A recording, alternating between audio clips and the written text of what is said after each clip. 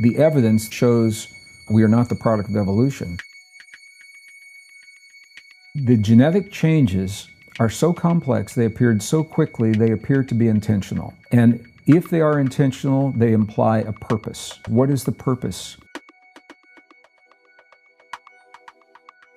There's a battle playing out right now to hang on to what is called the Standard Model. That is the Standard Model in physics. It says the Big Bang was this primal release of energy. We don't know what happened, and it was a completely natural process. And within the Big Bang, the evolutionary Big Bang is when we appeared completely through natural processes. That's one theory. The evidence doesn't support that. Another theory is that we are living in a digital or a simulated environment. In other words, it's a virtual reality. Elon Musk is talking a lot about it. 40 years ago, we had Pong, like two rectangles and a dot.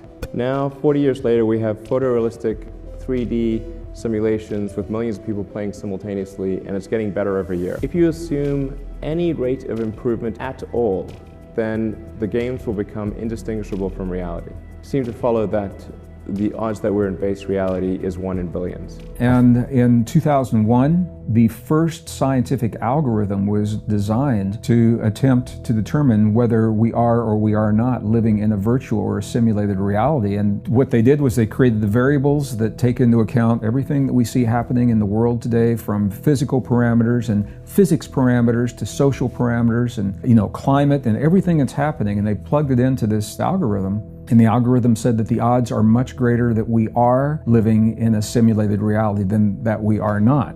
The third theory is that there has been some kind of a natural creation. So a natural Big Bang, evolution did begin, but there has been some kind of an intervention, a conscious intervention at some point in the past where DNA was manipulated in a way to give us capabilities and other forms of life. This is where scientists are today. So they're looking at these three potentials, all natural, all artificial, or natural with an intervention. It's interesting. If you look at the definition of a simulation and you look at the definition of life and our environment in our most ancient and cherished spiritual and religious traditions, the similarities are striking. They all say that this world is temporary, that we are here learning something because we're going to go somewhere else. That is what a simulation is all about. The definition of a simulation is you have the opportunity to learn something new in a relatively safe environment that you will need when you get to the next environment. So whether you're an airline pilot learning how to land a Boeing 747 in crosswinds, you don't want the first time you do that to be with 300 people on the plane. So you're in the simulator. Or if you're on the Martian surface or the lunar surface, these all happen in simulators. So the simulation,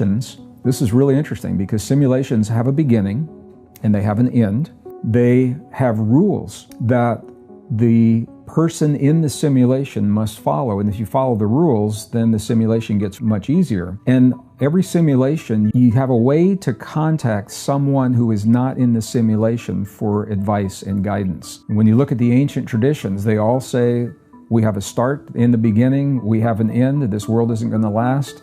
We're here temporarily. It's called the Maya in the Hindu traditions, that there are rules that we're learning while we're here, and that when we get into trouble, we can contact a presence outside of our known reality who has a perspective that we don't have. It could be our higher self. It could be an angelic presence. It could be a relative who has passed. It could, if you believe in channeling, a lot of people, when they're channeling, you're channeling a presence from another world. It could be God. So here's the question.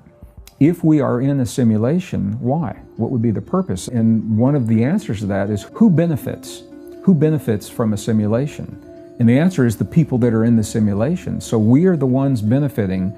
We have to assume that we're learning something here that we are going to need when we get to wherever we're going. And wherever that is, if you believe that this world is the Maya or is temporary. And so when we look at that, what are the themes? The general themes of everything that we're learning in our spiritual traditions, in the religious principles, where's medical science leading us? And it all comes back to our ability to self-regulate our biology, the power of love, the power of the human heart to influence the body, the power of the human heart to influence the world beyond the body. I think the simulation theory, we're now in the 21st century, and we're looking for a new vocabulary and a new language that has now caught up with the technology and where we are, to help us make sense of our existence. And whether you believe that or not, whether you're talking about the old ideas or the new ideas, they all bring us to the same place. What are we learning? And what are the themes? And the themes that we see playing out in the world of love and hate, war and peace, our ability to transcend the great challenges of our lives, and the fact that we're not victims. We are given the ability to self-regulate our biology consciously in a way no other form of life can consciously sit down in the moment in time and say, in this moment, I choose to awaken the longevity enzymes in my cells. I choose to enhance my immune response. I choose to access deep states of intuition. I choose to become more resilient to the change in my life. We're the only form of life that can consciously say,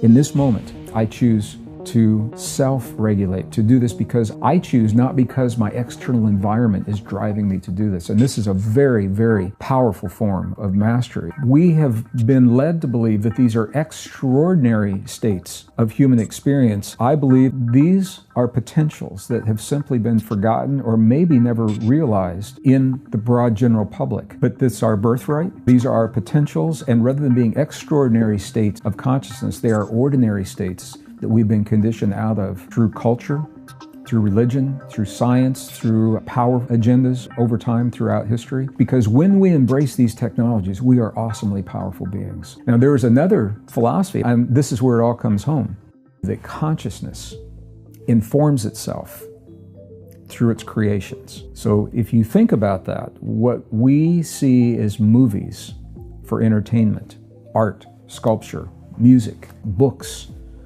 all of the things that we create, that we think we're doing to entertain ourselves, from this perspective, consciousness is asking us in the field to create these things to remind us of our deepest potentials. And if you think about that, look at the blockbuster movies that surprised even the movie makers, that have had the greatest impact. As different as they are from one another, they're common themes. So for example, The Matrix obviously comes to mind. Who sits down to write The Matrix? Where does that idea even come from? That was about a world that we cannot see, that influences us tremendously. Avatar came after that. Inception. They are mirroring back to us what we are asking of ourselves. We're asking ourselves to remember ourselves, to remember who we are and our potential. And one of the ways that we're doing it, rather than going to a monastery, leaving your family and your life behind and living on a mountain, for the rest of your life, which you can do and it can be fun, we're asking consciousness